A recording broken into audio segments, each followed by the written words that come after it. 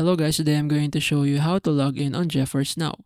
So today we are using Google Chrome for this. You can use any device if you want. You can use your phone or any machine. So first, launch your web browser and then on the URL, just type play.geforcenow.com.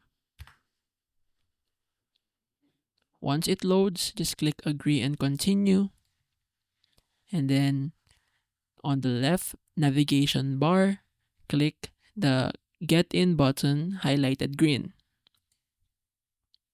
Depending on your region, you must click your provider.